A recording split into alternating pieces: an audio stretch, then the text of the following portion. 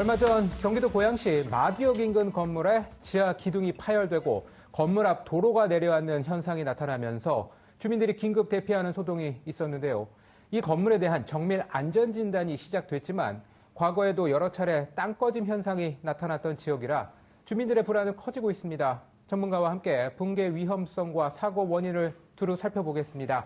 한국열린사이버대 소방방재학과 백승주 교수 나오셨습니다. 어서 오세요. 네, 안녕하십니까. 네. 자, 먼저 이게 그 붕괴 위험성 때문에 지금 해당 건물이 지금 사용이 중지가 됐어요. 네. 지하 3층, 지상 7층짜리 건물인데 이 상황이 어땠길래 이제 수백 명이 긴급 대피하게 된 겁니까? 네, 지난 말 그 점심시간을 앞두고 그 해당 상가 건물에서 굉음과 함께 지하 3층 건물인데 지하 3층 기둥이 내려앉고 동시에 그 도로 앞 그 집안이 침하되는 그런 일이 일어나서요. 급박한 상황에서 입주민 그다음에 이용객들 그리고 인근 주민까지 300여 명이 급하게 이렇게 대피하는 그런 사고인데 다행히 또 인명 피해는 없었습니다. 그래서 해당 건물은 1995년에 지어져서 조금 오래된 편이죠. 네. 지하 3층, 지상 7층에 이제 철근 콘크리트로 지어진 기둥식 구조입니다. 그래서 이번에 기둥의 균열이 이제 내려앉은 건데요. 기둥식 구조는 구조가 이 평면의 슬라브를 이제 대들보 같은 보에서 받고 이 보의 하중을 기둥으로 전달하기 때문에 기둥이 내려앉았다는 거는 건물 전체의 하중을 지지하는 부분이 쓰러져 있는 부분이라서 이게 충격이 2차, 3차로 가해지면 자칫 붕괴로도 이어질 수 있는 그런 거라서요. 긴급 대피하고 하셨던 거는 적절한 조치였다고 볼 수가 있겠습니다. 예. 진짜 다행히 인명 피해는 없었습니다만 네. 일단 무너져 내린 기둥에는 긴급 보강 공사가 지금 진행되고 있고 추가 보강 공사도 이제 예정이 돼 있는데 일단 뭐 이 정도 조치면 건물의 붕괴 위험은 크게 뭐 줄어들 수 있는 건지도 좀 궁금합니다. 현재 그 균열과 함께 내려앉은 그 층 기둥, 그래서 지하 3층과 그 위에 지하 2층까지 이른바 잭 서포트 공법으로 지지를 했습니다. 그래서 잭 서포트는 말 그대로 이제 들어 올려서 받친다는 뜻인데요. 그러면 이게 하중이 내려앉은 부분을 이 서포트가 받쳐서 그 자체가 더 이상 이렇게 찌그러지고 주저앉는 거는 막았다고 할 수 있지만 아무래도 근본적인 대책인 건물 전체 기둥 자체 균열 원인 그 부분은 좀 해결되지 않았다고 이렇게 생각할 수 있습니다. 그래서 건물 입구 도로가 침하되고 동시에 이게 건물 기둥이 내려앉은 걸로 봐서는 건물 외부에 그 지탱하는 집안에 대한 약화가 충분히 예상할 수 있기 때문에요. 현재로서는 이게 이제 붕괴 위험이 없다 이렇게 보는 거는 좀 섣부르고요. 또 추가로 또 내부에 이제 철골 볼을 이용해서 보수 작업도 진행될 예정에 또 있습니다. 네. 네. 이게 아까 말씀하신 것처럼 1995년에 이제 사용 승인이 나서 이제 허가가 나왔단 말이죠. 그러면 아주 오래된 건물은 아니에요. 네. 그런데도 그런데다가 이 건물 앞에 도로가 이렇게 푹 꺼짐 그런 땅 꺼짐 현상까지 이제 나타나다 보니까 이번 사고의 원인을 두고 여러 가지 다양한 관측이 나오고 있어요. 뭐 어떤 가능성들이 있을까요?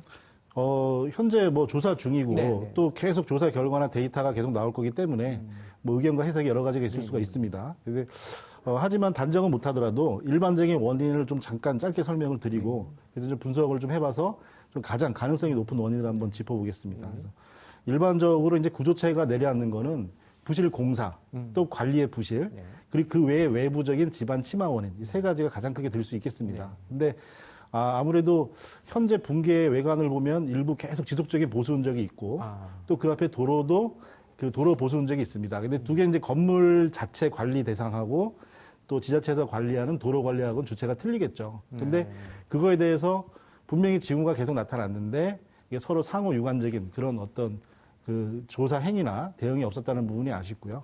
그런 부분에서는 조금 관리나 이런 부분이 부실했다고 볼 수도 있겠지만 태초에 이제 이게 처음에 이게 생긴 원인 자체는 집안 침하의 원인이 가장 크다고 볼 수 있겠습니다. 그래서 집안이라고 하면 그 원인을 또 짚어보면 집안은 지표와 그 밑에 토사가 있고 또 그 밑에 안반이 있습니다. 그래서 건물을 튼튼하게 짓는다고 하면 단단한 집안의 토사에 깊게 박거나 그 밑에 안반까지 이렇게 파일을 박아서 지지하게 되는데요.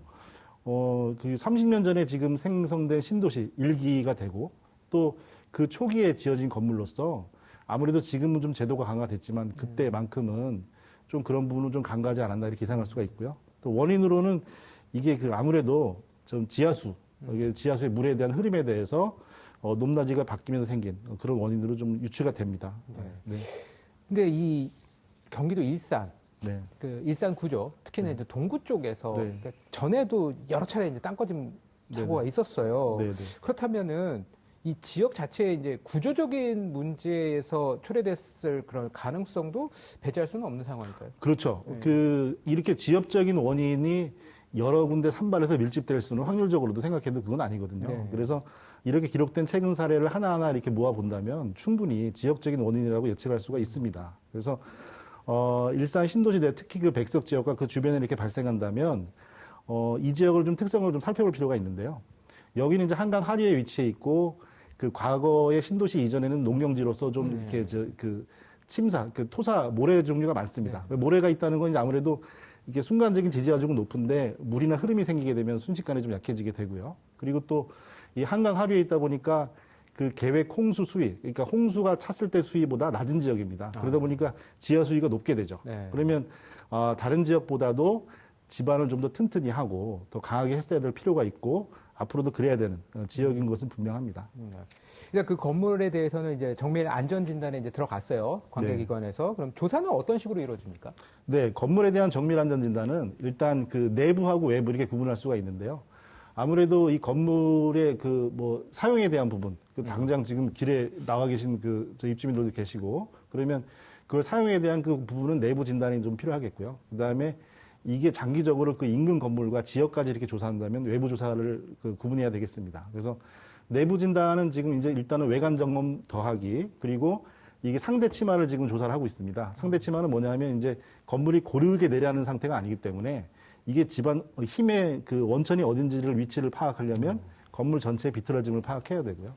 그 다음에 이제 중요한 그 앞 도로 부분, 그 앞부분에 대한 부분은 그 레이더를 쏴서 그 레이더가 돌아가는 걸 파악을 해서 매설물이나 빈 공간을 찾는 GPR 기법이 있습니다. 그래서 그 기법으로 1차 조사를 진행했고요.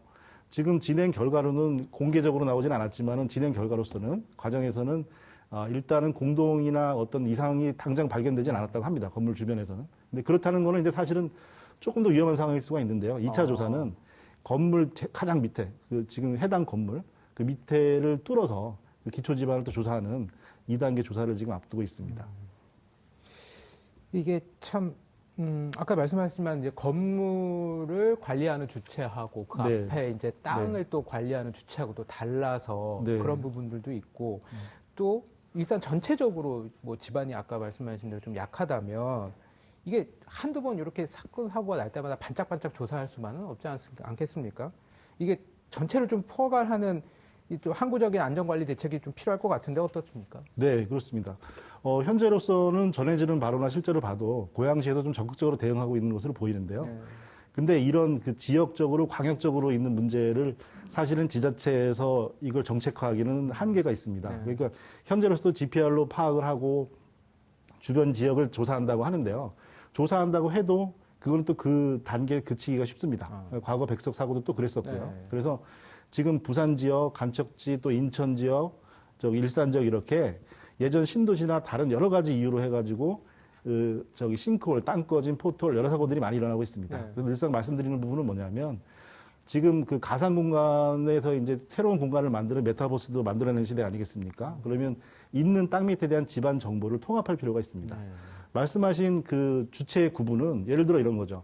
지금 현재 그 전해지는 바로만 봐도 영상으로만 봐도 도로 치마도 보수 흔적이 계속 있었고요. 그 치마 부분에. 그리고 건물 기둥이나 벽도 해당 지금 무너진 기둥도 보수 흔적이 있습니다. 그럼 지속적으로 보수를 하면서 서로 상호 간의 어떤 점검이나 이런 건 또 안 했다는 얘기가 되거든요. 그러니까 그런 그 장을 만들어서 집안 정보를 단일화하는 그런 전산화 그런 과정이 좀 이렇게 좀 국가적인 단위로 필요하지 않나 이렇게 말씀드립니다. 근데 저 말씀 중에서 얘기하셨지만 이 도심 속 땅꺼짐 현상이 네. 꼭 그 일산 지역에만 국한된 게 아니라 그렇습니다. 여러 지역에서 지금 서울도 마찬가지고요. 네, 나타나고 맞습니다. 있지 않습니까? 네. 근데 이게 자칫 이제 인명사고로도 이어질 네. 수 있단 말이죠. 그럼 이제 심각한 문제인데 그렇다면 어떤 징후들을 좀 살펴봐야 할지 마지막으로 좀 말씀 부탁드리겠습니다. 네.